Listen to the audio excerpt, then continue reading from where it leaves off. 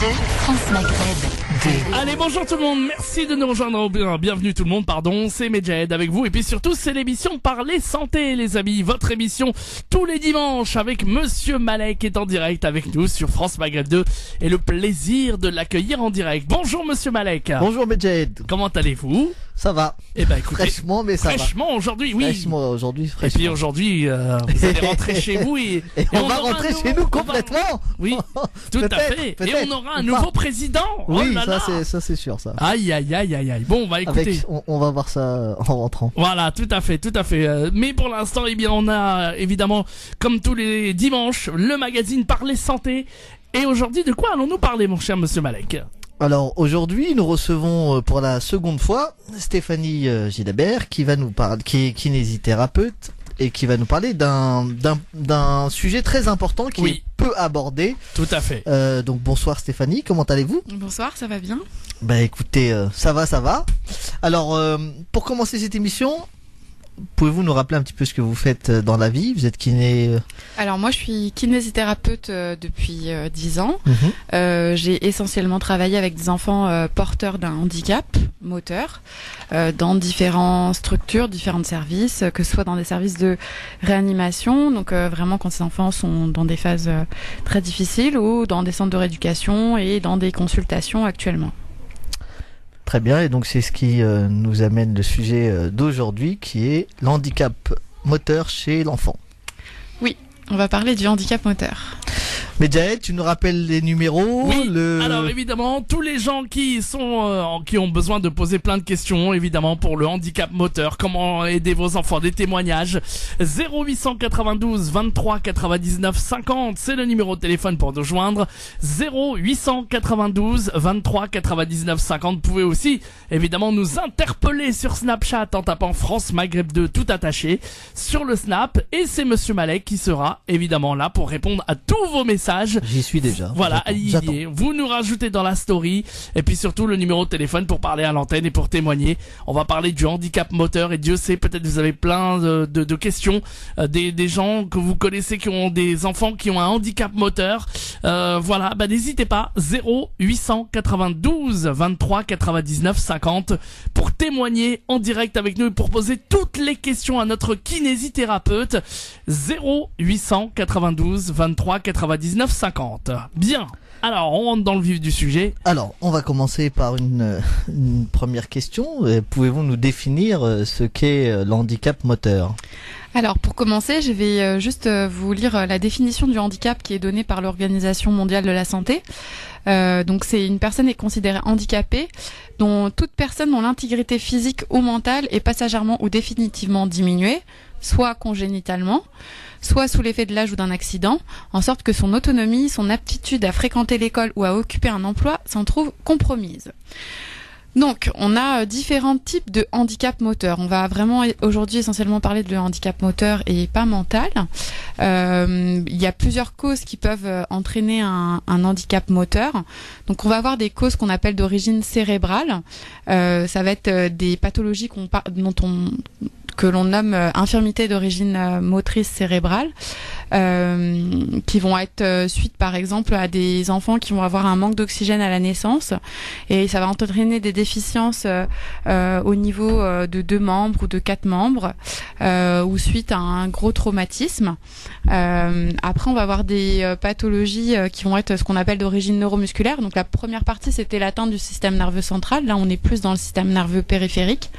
Donc les pathologies d'origine neuromusculaire, c'est ce qu'on va voir au Téléthon, c'est voilà, ça? au C'est plutôt Téléthon. ce genre de pathologie-là? Ouais, c'est ça. Ce sont des myopathies, des dystrophies, des choses qui sont Plus liées compliqué, à des plus grave, plus rare? Il y a un peu de différentes. tout. On peut pas parler de plus compliqué ou plus grave, ça dépend vraiment du type d'atteinte.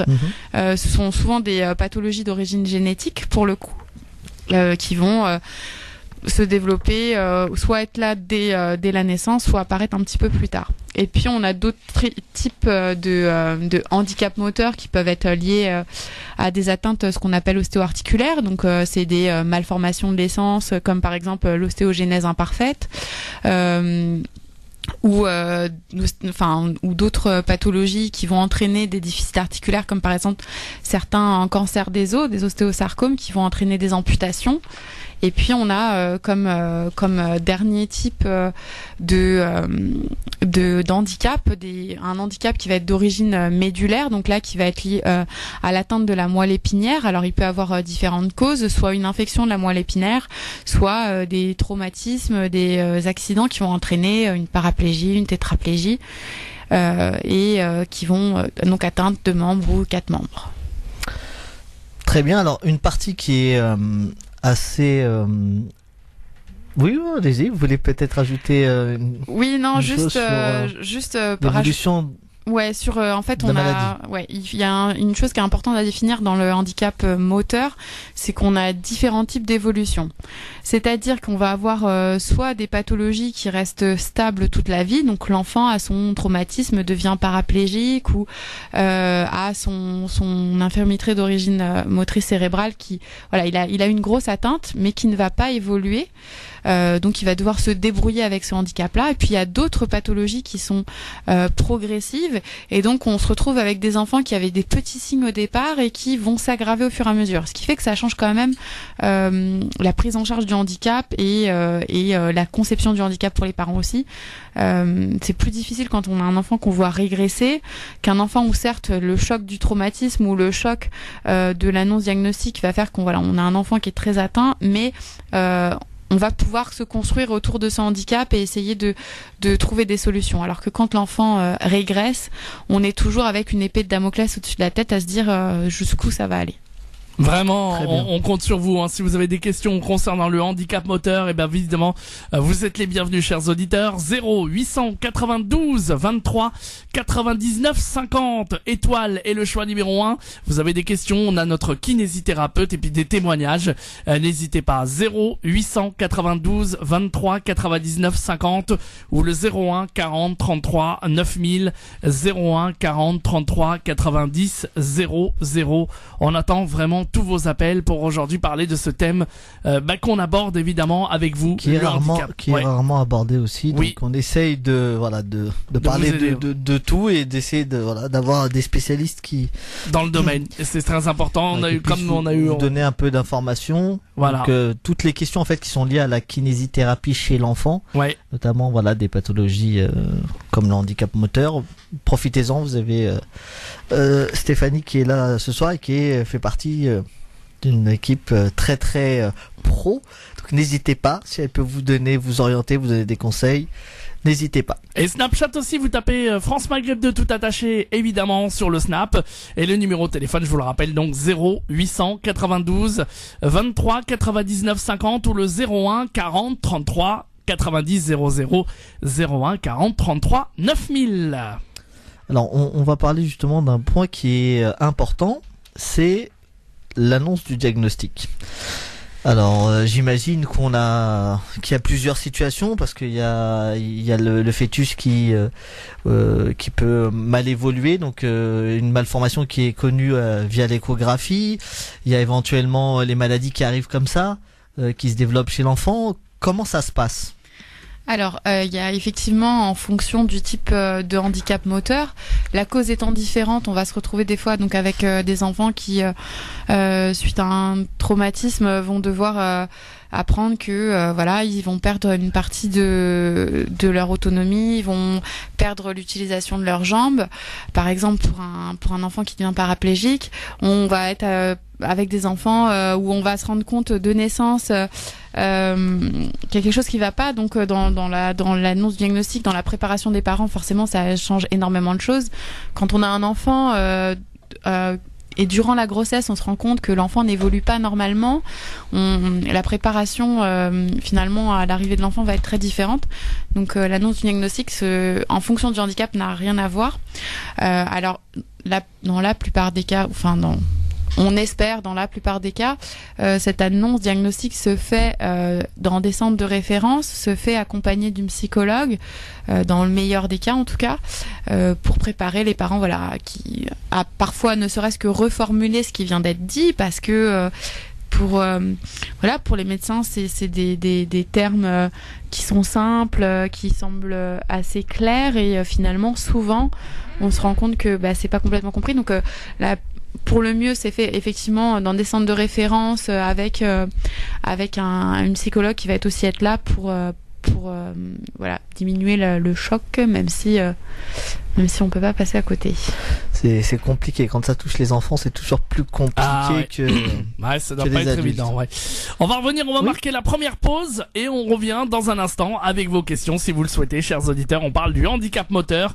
Si vous en connaissez, si vous avez envie de témoigner, si vous avez besoin d'aide de notre kinésithérapeute Stéphanie qui est là aujourd'hui, 0892 23 99 50, ou vous pouvez nous appeler également gratuitement au 01 40 33 9000, 01 40 33 90 00. On revient très vite, donc la pub, et on revient pour parler de ce thème aujourd'hui dans Parler Santé. Les handicapés moteurs, c'est le thème qui est abordé. 01 40 33 9000, 0892 23 99 50. On ira faire un tour du côté du Snapchat également. Vous tapez France Maghreb 2 tout attaché sur le Snap et on vous lit évidemment. 01 40 33 9000, 0892 23 99 50. À tout de suite avec vos témoignages.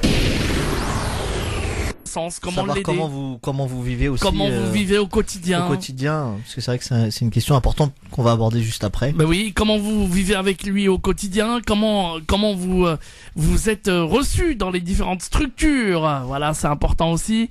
Bref, si vous voulez témoigner, 01 40 33 9000, c'est le numéro de téléphone. 01 40 33 90 00 ou le 0892 23 99 50. Stéphanie donc qui est là pour vous répondre. Vraiment, vous pouvez lui poser toutes vos questions. En direct, elle pourra vous donner les meilleurs conseils en direct et je veux qu'elle ait un maximum d'appels, un maximum de questions. 0892 23 99 50 ou carrément au 01 40 33 9000, 01 40 33 90 00. N'hésitez surtout pas. Si vous voulez aussi rester anonyme, et ce que je peux comprendre également pour tous vos témoignages, n'hésitez pas. 01 40 33 9000, 0892 23 99 50. On n'a pas parlé du snap. Vous pouvez aussi snapper France Maghreb 2, vous rentrez dans la story et vous nous posez vos questions, il n'y a pas de souci. Mais évidemment le mieux c'est en direct au 0892 23 99 50, 01 40 33 9000. Allez, on est reparti. Tout à l'heure, on a parlé d'un point important, donc c'est l'annonce du diagnostic.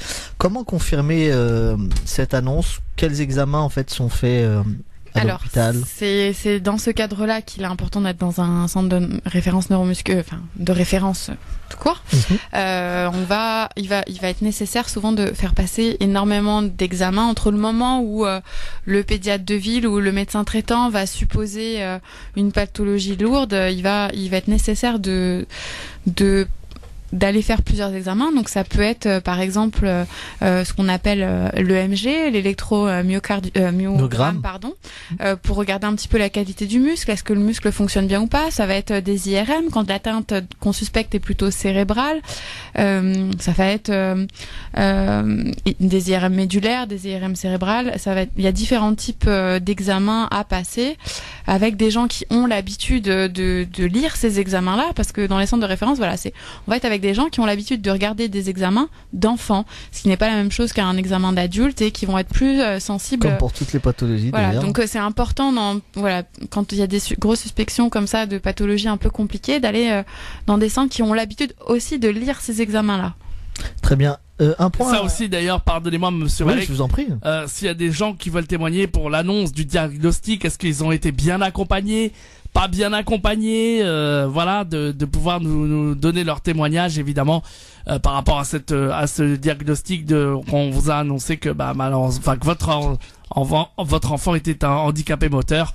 Vous pouvez aussi réagir évidemment 0892 23 99 50 ou 01 40 33 9000. Donc on poursuit. On disait donc tout à l'heure aussi vous avez parlé d'un point qui est important, c'est les fameux centres de référence. Alors pouvez-vous nous en dire un petit peu plus, comment ça fonctionne? J'imagine que c'est pas des centres qu'on peut trouver n'importe où. Alors les centres de référence, en fait, ça va être des regroupements en fait de spécialités de médecins sur une problématique particulière. Par exemple, ce qui concerne les centres de référence neuromusculaires, donc des pathologies de type dystrophie, myopathie, on va trouver des centres de référence donc qui sont localisés à l'hôpital Trousseau en Île-de-France. On va trouver des centres de référence à Garches. On va retrouver un autre centre de référence à Necker. Il y a plusieurs centres comme ça où voilà où la prise en charge de ces patients-là est connue et habituelle, plutôt que d'aller dans un centre qui aura moins l'habitude de ces prises en charge un peu particulières. Donc il existe différents centres de référence en France en fonction des pathologies. On a aussi bien des centres de référence neuromusculaire que des centres liés aux dyspraxies ou des centres liés à la mucoviscidose. Voilà. Les centres de référence sont composés d'équipes pluridisciplinaires.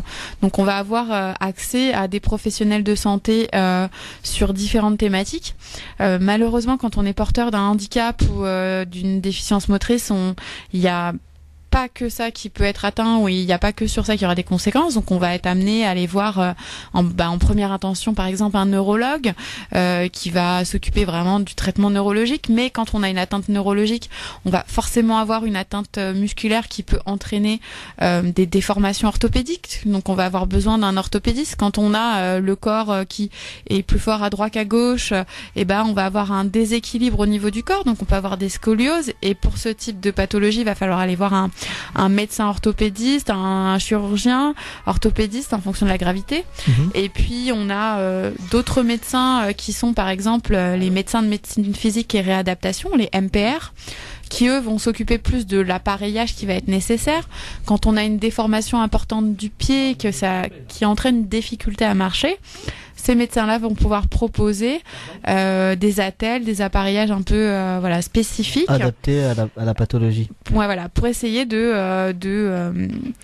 d'améliorer la fonction, d'optimiser la fonction malgré le handicap. Après, on a d'autres pour améliorer l'autonomie de l'enfant. Pour améliorer l'autonomie, pour faire le bon choix de fauteuil, pour pouvoir essayer le bon fauteuil, pour trouver ce qui sera le mieux, ce qui pourra le plus aider l'enfant en fonction de son handicap.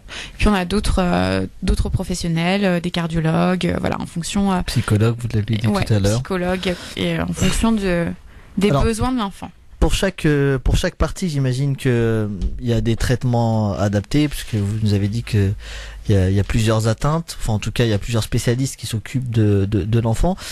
Quel est votre rôle en tant que kiné? Alors, on va dire que j'ai plusieurs rôles. Déjà, avant, je travaillais dans des services de réanimation qui étaient spécifiques aux enfants atteints de maladies neurologiques. Donc on était dans des cas où on avait par exemple l'enfant qui venait d'avoir son traumatisme, son accident de voiture, qui se retrouvait en réanimation. Et là, mon rôle en tant que kinésithérapeute, ça a été de faire de la rééducation pure, essayer malgré l'atteinte, par exemple dans le cas d'une paraplégie, donc une atteinte des membres inférieurs, essayer de l'aider à retrouver de l'autonomie, lui apprendre à compenser le fait qu'il ne pouvait plus marcher par l'utilisation de ses membres supérieurs pour faire par exemple ce qu'on appelle des transferts, donc renforcer ses muscles au niveau des membres supérieurs pour l'aider à sortir de son fauteuil, pour essayer de retrouver une autonomie malgré le handicap. Et ça c'était dans les services aigus. Et puis actuellement je travaille donc dans un centre de référence neuromusculaire, et là je suis amenée à travailler en consultation. Donc je vais avoir plusieurs rôles. Déjà, quand les patients arrivent quand on est en recherche de diagnostic, je vais pouvoir réaliser des bilans qui sont forcément un peu différents des bilans médicaux, parce que on n'a pas la même main, on va pas regarder les mêmes choses, et on va pouvoir mettre en lien les bilans pour essayer de trouver le diagnostic. Et puis dans d'autres cas où le diagnostic est connu, on va comme on est dans les centres de référence des gens qui ont l'habitude de faire que ça, on va pouvoir Aller plus proposer des rééducations un peu spécifiques et les partager aux kinésithérapeutes qui sont en libéral et qui sont eux plutôt des généralistes, donc qui ont moins l'habitude. Donc vous faites un peu de formation, c'est ça? Alors il y a plusieurs possibilités. Déjà on crée un lien entre l'hôpital et le libéral, ce qui est quand même assez compliqué. Souvent les kinés libéraux qu'on a au téléphone sont surpris parce que c'est assez rare de créer ces liens-là, mais c'est vraiment indispensable. Ça se développe de plus en plus dans beaucoup d'autres domaines, mais c'est vrai que c'est quand même très très rare. Donc ça va être du lien, ne serait-ce que prendre le temps d'appeler le kiné, lui expliquer que cette pathologie qui touche un enfant sur je ne sais pas combien, lui expliquer ce que c'est, qu'est-ce que ça va avoir comme conséquence sur sa prise en charge, ce qu'il doit faire attention, etc. Et ça va être aussi leur proposer des documents et organiser des formations au sein des hôpitaux et leur proposer, parce que certains n'osent pas ou les familles n'osent pas, de venir aux consultations avec les médecins pour pouvoir poser leurs questions. Donc c'est créer un lien entre l'hôpital et le libéral. Donc ça c'est le rôle que j'ai actuellement dans les consultations neuromusculaires.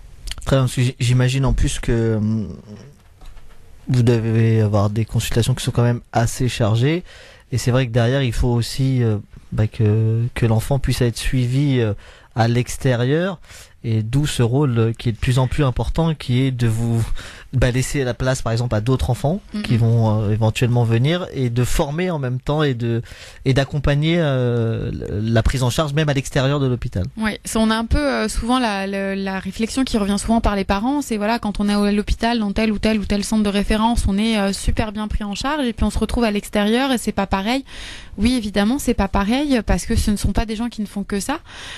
Souvent la question que me demandent les parents quand ils sont amenés à aller voir un kiné à l'extérieur, c'est est-ce que vous connaissez un kiné spécialiste, un médecin spécialiste, un kiné spécialiste dans l'amyotrophie spinale infantile, enfin bref. Typiquement une pathologie rare, non, un spécialiste à l'extérieur, ça n'existe pas. Par contre, un kiné qui prend des enfants, qui fait de la pédiatrie, qui a l'habitude de l'enfant, qui est curieux, qui va être ou qui ne prend pas d'enfant mais qui a envie d'apprendre, nous on est là pour faire ce lien-là, pour se dire voilà, on sait que ce sont des pathologies qui sont compliquées, qui sont lourdes, qui demandent de l'investissement pour les familles et pour les kinés libéraux, parce que c'est des enfants, par exemple, qui ont besoin de kinés respiratoires parfois. Il va falloir aussi être disponible le samedi, le dimanche. Enfin, c'est des lourdes prises en charge. Nous, on est là pour créer des liens et typiquement, j'ai un enfant qui malheureusement est en train de se dégrader. La kiné était paniquée parce que ça devient très lourd à gérer. Elle sait qu'elle a mon téléphone, elle m'appelle, je peux la conseiller et elle peut repartir, être un peu apaisée. Donc les kinés spécialisés, oui, ça existe dans certains domaines. Si vous avez la chance de tomber dans une ville où il y a un kiné qui a l'habitude, tant mieux. Si c'est pas le cas, c'est pas grave. La relation de confiance est plus importante que la spécialité. Après, nous, en étant à l'hôpital, on est là pour leur amener les outils parce que on a la même formation de base.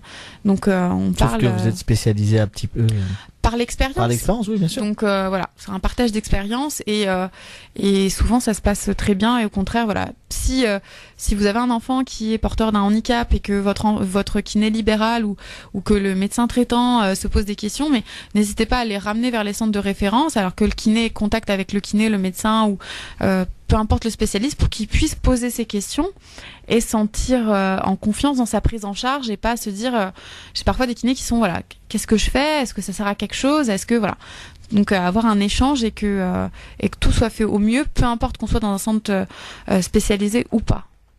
Très bien. J'ai eu donc une question et ça va amener en même temps la suite de notre discussion. J'ai une personne qui me dit que c'est très intéressant tout ce qu'on dit depuis tout à l'heure, mais dans la vraie vie, lorsqu'on a un handicap, c'est très compliqué de vivre au quotidien avec son handicap, notamment pour les enfants, et on parlait d'école et on nous demandait si vous aviez des conseils, en tout cas si vous pouviez parler de ça. Alors effectivement, avoir un enfant qui est porteur d'un handicap, c'est rentrer dans une vie de combat. C'est un parcours du combattant en permanence. Un peu comme un enfant autiste. Ouais. En fait, peu importe, j'ai envie de dire, la déficience, que ce soit malvoyant, malentendant, moteur ou autre. Peu importe le type de handicap, on se retrouve dans une société qui est pas adaptée aux enfants handicapés, aux adultes handicapés. Donc c'est un parcours du combattant en permanence. Alors si on commençait déjà par l'école, parce que là c'est vrai que ça touche l'enfant. Si on commence par l'école, comment ça se passe ?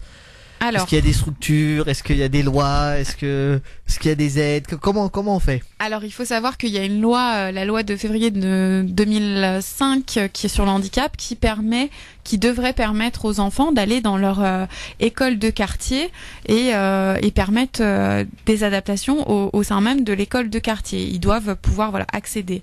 Ils doivent, c'est que ça se fait pas.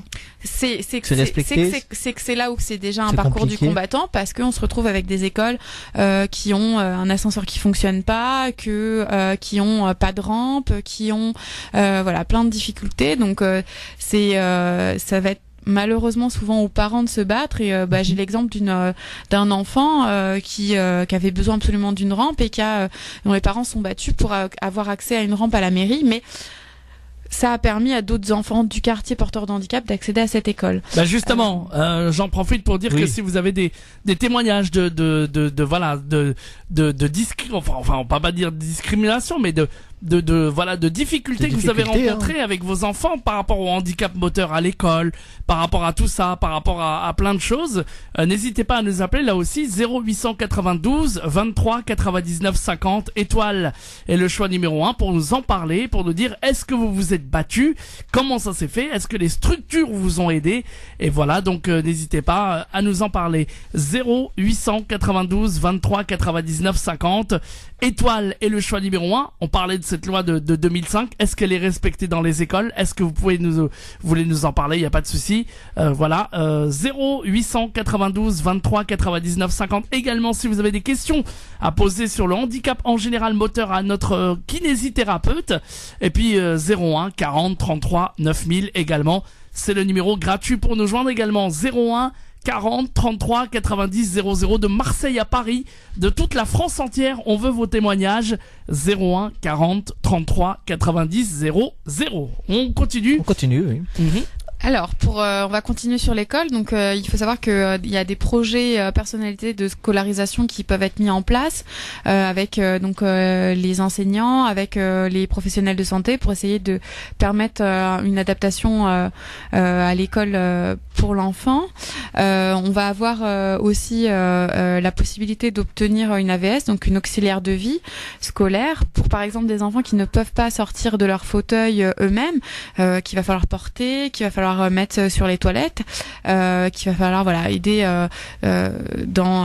qu'il va falloir aider tout simplement. Et c'est facile à obtenir. C'est tout ça, c'est pour moi. C'est là que le parcours de combattant commence, c'est ça ? Non, alors oui, c'est un parcours du combattant en permanence. C'est pareil, ça va dépendre des départements, ça va dépendre des villes, ça va dépendre des connaissances. Ça va dépendre de beaucoup de choses effectivement.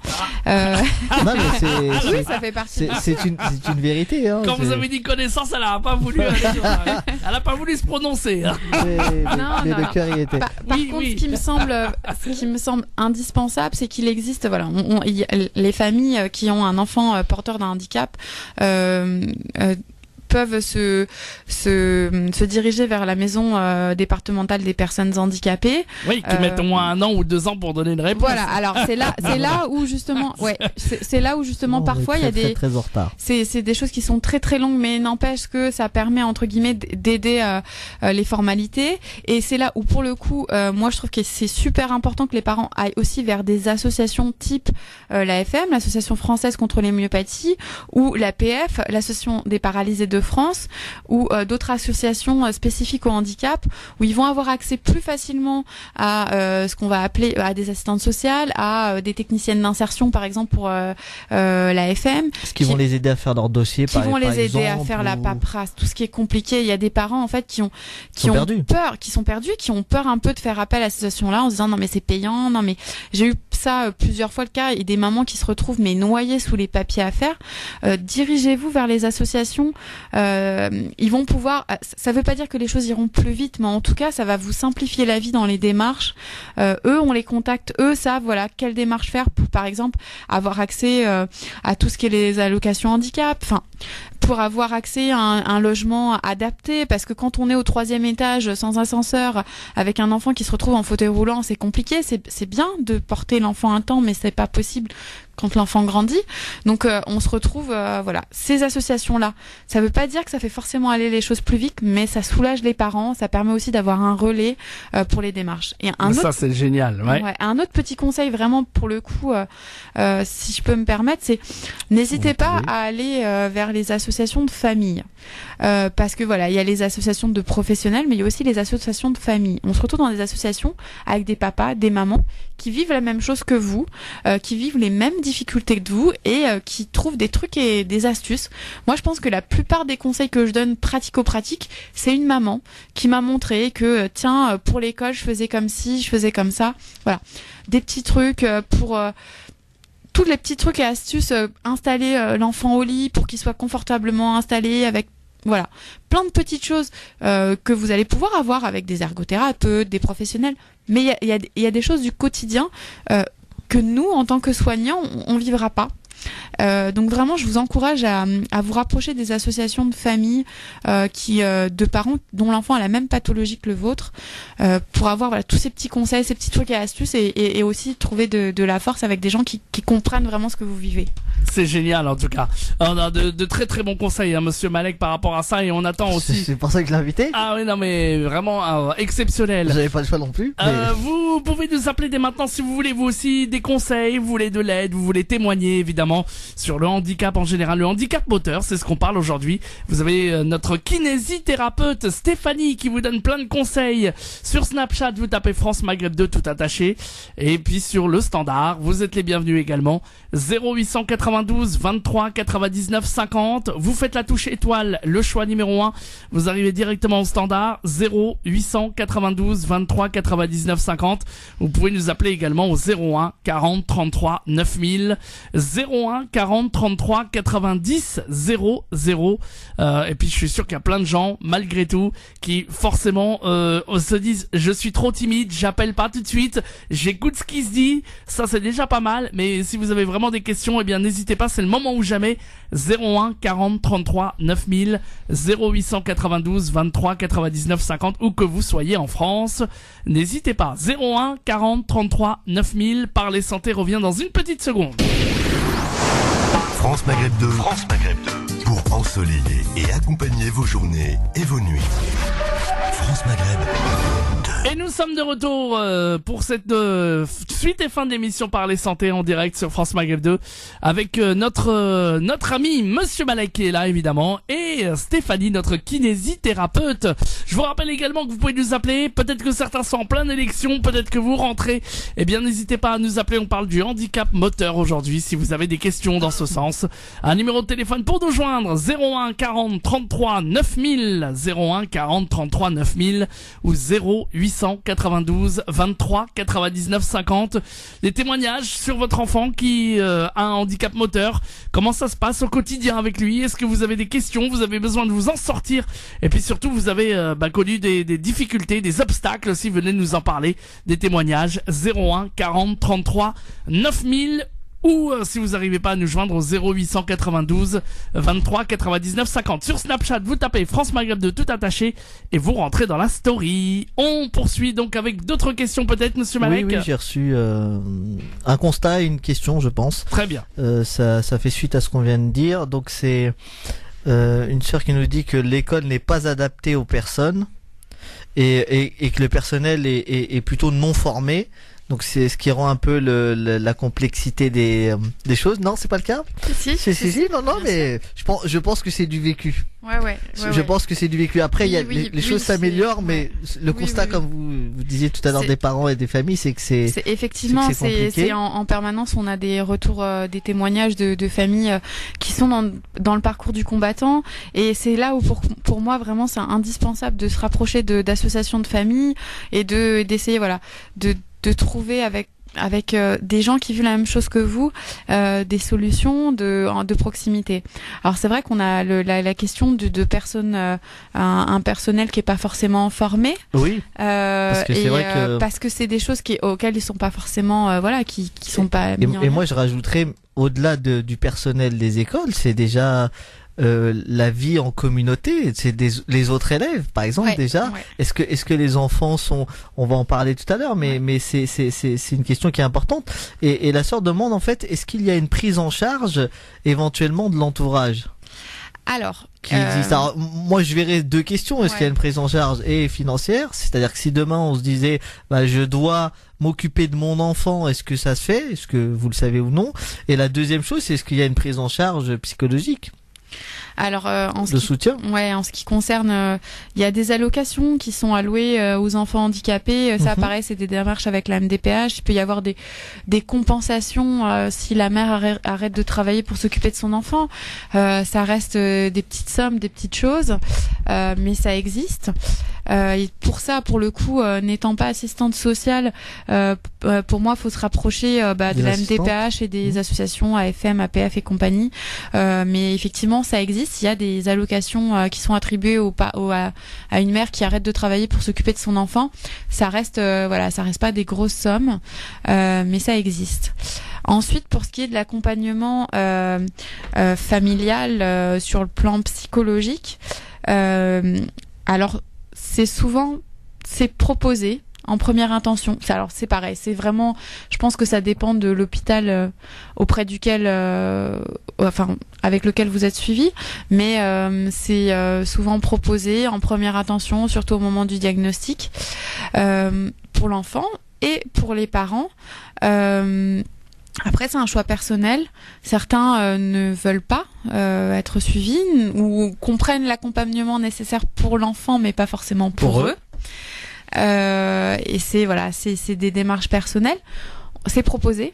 Dans le service où je travaillais, on avait l'habitude de se dire que j'étais la personne qui renvoyait le plus vers les psychologues, mais pour moi, c'est indispensable. C'est vraiment important, hein. C'est vraiment important parce que confronté au traumatisme, on se dit non, il faut que je sois forte pour mon enfant, il faut c'est lui qui vit la difficulté, mais avec une maman qui s'effondre et qui fait une dépression et qui est toujours à bout, c'est aussi important, je pense, que la maman, le papa prennent du temps pour eux, pour se construire autour de cette difficulté, et l'accompagnement psychologique me semble nécessaire, au moins un temps de trouver les forces d'accepter aussi, même si c'est l'enfant qui est handicapé, c'est les parents qui le vivent, donc c'est un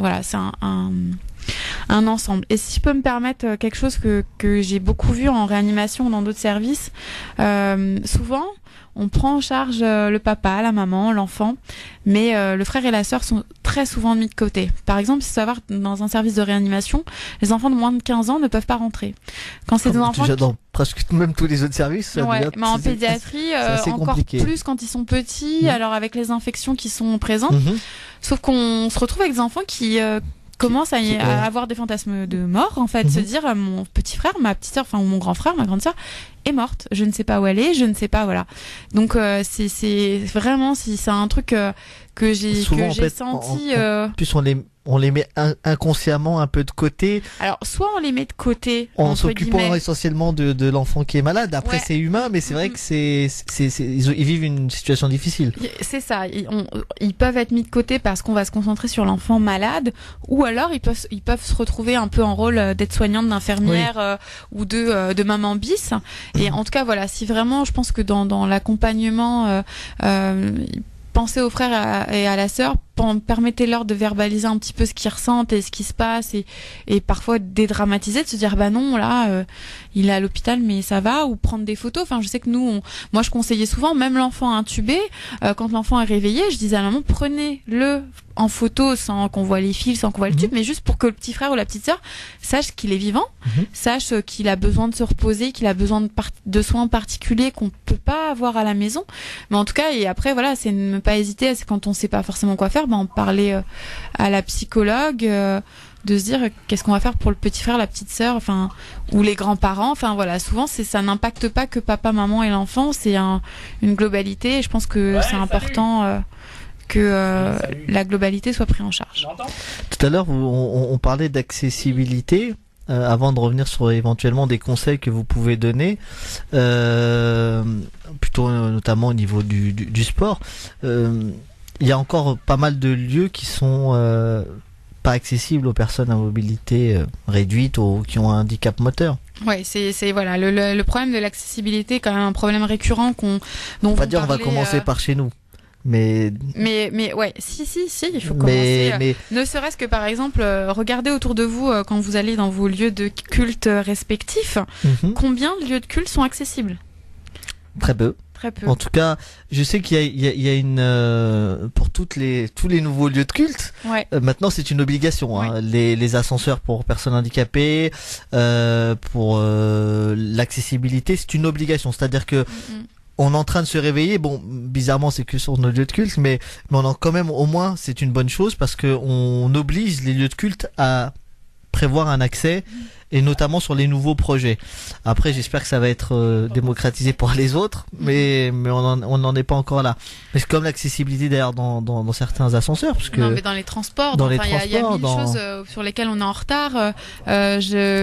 Juste pour la petite anecdote, il y a une ancienne patiente qui racontait que voilà, elle allait tout le temps dans un café près de chez elle et que le café en fait était, elle allait en terrasse et puis que c'est le gérant qui s'est dit mais en fait comment tu vas faire pour rentrer dans le café l'hiver et de la prise de conscience de ce gérant, il a pu appeler la mairie et avoir une rampe tout simplement pour permettre à cette jeune fille d'accéder à l'intérieur du café. Et malheureusement, on se pose ce genre de questions, on s'en rend compte que quand on est face au problème et si juste voilà dans notre quotidien on se dit voilà qu'est-ce que je peux faire et que les autres ne pourraient pas faire. Une rampe c'est rien, une planche de bois c'est rien pour certains, enfin il y a des petites choses très simples à faire et voilà, on pourrait commencer déjà par les lieux de culte, mais par l'école, voilà, c'est des parcours du combattant qu'on pourrait leur éviter juste en ayant conscience de ça. Je terminerai, je pense, par un message que je viens de recevoir sur le téléphone. C'est un comment dire. C'est du vécu, donc c'est un témoignage, donc je terminerai l'émission par ça. On va continuer sur une partie qui est très importante. C'est pouvez-vous nous parler de tout ce qui est sport, parce que c'est vrai que on pense aussi qu'une fois qu'on a un handicap moteur, on est limité, on ne doit plus rien faire. Et je sais que vous êtes une fervente défense. Je sais même pas comment on dit d'ailleurs. Ouais, je sais plus. En tout cas, force. Une grande adepte de l'handisport et du sport en règle générale. Pouvez-vous nous en parler? Alors, vraiment, si pareil, un conseil que je donne très très souvent aux parents, c'est important que votre enfant, en fait, il ait pas juste une vie autour du handicap et que voilà. J'ai des parents quand on les écoute, et le lundi il a kiné, le mardi il a ortho, le mercredi il a voilà. Il y a que des prises en charge de rééducation. C'est important de trouver une activité pour votre enfant qui voilà. C'est plus sympa de dire à ses copains à l'école hier j'ai été faire du chant ou j'ai eu du théâtre ou j'ai fait des petites choses adaptées que j'ai eu kiné, voilà. En fonction des pathologies, moi, ça m'arrive de ne pas conseiller de kinésithérapie, mais de dire voilà, on va conseiller du yoga. Vous allez aller faire du yoga avec votre enfant. J'aime beaucoup tout ce qui est un petit peu alternatif et voilà. Par exemple, j'ai des enfants qui ont des pathologies type dystrophie de Duchenne, qui évoluent et qui vont s'aggraver. Et à un moment, ils auront plus le choix d'être dans un fauteuil. Pour l'instant, ils ont le choix. Donc, on est dans de l'autonomie maximum oui, ils ont besoin d'étirements réguliers, mais tant qu'à faire, allez faire du yoga avec votre enfant. Ça crée des liens particuliers, ça crée des choses. Il y a beaucoup de choses qui peuvent être adaptées. J'avais une petite fille qui faisait de la musique et malheureusement son conservatoire a changé de lieu et n'était plus accessible. Mais la maman pendant un temps a pu la porter et l'emmener, voilà. Donc c'est pareil, c'est des parcours du combattant parce que des clubs handisport il y en a pas beaucoup. Et en même temps, j'ai envie de vous raconter une petite anecdote. J'avais une patiente qui était amputée d'une jambe, qui suite à un cancer et qui était une ancienne judoka. Elle avait 18 ans et en discutant avec elle, en fait, je lui lançais un défi. Chiche, tu viens faire de la boxe thaï avec moi. Et donc, grâce à mon entraîneur de l'époque, je lui ai expliqué, voilà, cette jeune fille, elle est amputée, elle a une prothèse, mais je sais qu'elle est capable de faire beaucoup de choses. Alors non, on n'était pas dans un club handisport, on était dans un club normal avec un prof qui a accepté de se dire, ok, j'accepte le challenge. Il y avait des marches, elle arrivait à descendre les marches avec sa prothèse et sa béquille, donc on est descendu et pendant un an, elle a fait de la boxe thaï avec nous. Elle se retrouvait, voilà, elle avait besoin de ce moment-là où d'un coup, amputée, pas amputée, elle pouvait frapper dans le sac, elle pouvait se défouler et on n'est pas forcément obligé dans des structures complètement adaptées. Faut aller au dialogue, faut oser, voilà, aborder, dire voilà, moi j'aimerais que mon enfant il fasse ça. Qu'est-ce qu'on peut faire ensemble, qu'est-ce qu'on peut construire ensemble. Et juste pour revenir par rapport à ça et donc à cette jeune, une autre chose que vous pouvez faire à mon avis pour votre enfant quand la personne disait oui mais les personnels ne sont pas formés, ne sont pas voilà. Je conseille souvent aux familles aussi, avec l'accord de l'enfant et si l'enfant a envie, que ce soit à l'entrée en primaire ou à l'entrée au collège, à aller prendre 1 heure avec le prof principal et avec toute la classe et avec un soignant, que ce soit le kiné, le psychologue, le médecin, et s'accorder un temps pendant 1 heure où l'enfant va expliquer avec ses mots ce que c'est sa pathologie et où les enfants vont pouvoir poser toutes les questions qu'ils veulent et souvent ça a permis un petit peu de dédramatiser les choses, des enfants qui comprenaient pas. Moi j'ai eu des histoires d'enfants qui me disaient moi j'ai plus de copains parce que mes amis sont persuadés que c'est contagieux, parce que oui la maladie progressait, qu'ils perdaient la marche, ou à l'inverse, j'ai pas de copains parce que mes copains sont persuadés que je vais mourir et donc comme c'est triste que je vais mourir, ça va être triste, donc ils préfèrent pas être mes copains. Donc prenez le temps, alors que ce soit juste la maman et l'enfant ou que ce soit avec un professionnel de santé, de se dire voilà, de se permettre cette heure où on va on va ouvrir la parole et on va se dire ok là stop, pas de tabou, posez toutes les questions que vous voulez avec un enfant qui veut, hein, c'est pas c'est un conseil, voilà, un petit truc qui me semble qui peut un peu casser les tabous et qui peut aider l'enfant dans sa vie quotidienne, vraiment quoi. Parler, ça suffit des fois. Ouais. D'ailleurs, pour terminer, je vous laisserai ensuite les mots de la fin. C'est un témoignage de Shumbisha qui nous envoie. Mon fils a eu un retard d'acquisition à partir de l'âge de 1 an. Elle explique qu'elle était avec, j'imagine, son mari perdu. Et un jour, en fait, ils ont découvert un centre médico-social, un centre qui s'occupe des enfants avec ce type de handicap. Ils se sont battus pour obtenir une AVS à l'école et depuis l'évolution est très bonne, en tout cas pour son enfant, et elle remercie notamment l'équipe de choc, comme elle l'appelle, d'avoir assuré la prise en charge de son enfant. Et elle lance un message aux parents, c'est de ne pas laisser tomber, de se battre, tout est possible et tout a une solution. Ouais. C'est un beau message de Shumbisha. Merci pour ce témoignage. C'est plus que beau. Voilà, exactement. Ouais. Alors, vos mots de la fin. Alors, juste par rapport à cette maman, j'ai eu il y a pas longtemps une petite fille, vraiment quand on la voit on se dit mais c'est pas possible, elle peut rien faire, voilà. Et pareil, c'est une maman qui s'est battue pour que sa petite, il existe des centres adaptés, des écoles adaptées, et puis il y a aussi des enfants qui peuvent et qui doivent rester dans des milieux ordinaires, et forcément c'est un parcours du combattant, et félicitations à cette maman.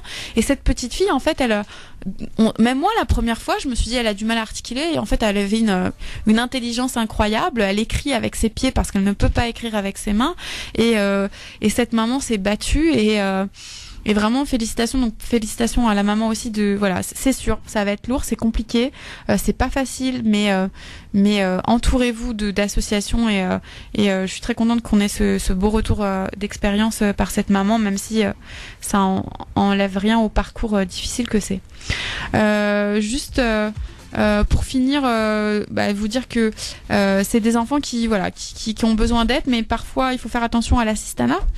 C'est des enfants qui sont capables de faire beaucoup plus de choses qu'on ne croit, il faut les laisser expérimenter un petit peu la vie. On a souvent envie de beaucoup les aider. Je me souviens d'un petit garçon qui me racontait, j'en ai marre parce que les filles m'ont tellement pris sous leur aile qu'elles m'emmènent partout où elles veulent, mais moi je ne peux pas aller avec qui je veux. C'était très drôle.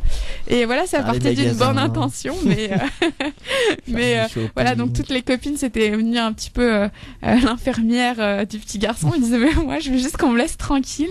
Et voilà, donc l'aide oui, l'assistanat non. C'est un parcours compliqué. Un petit pour le mot de la fin, patience et courage à vous.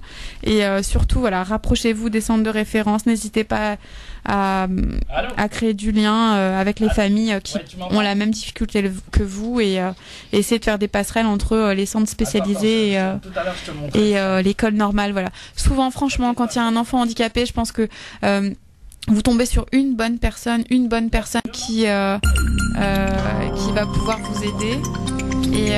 Mais tiens, dis-nous, Oui, parce qu'il est 19h. Ah, il est 19h, donc c'est l'heure.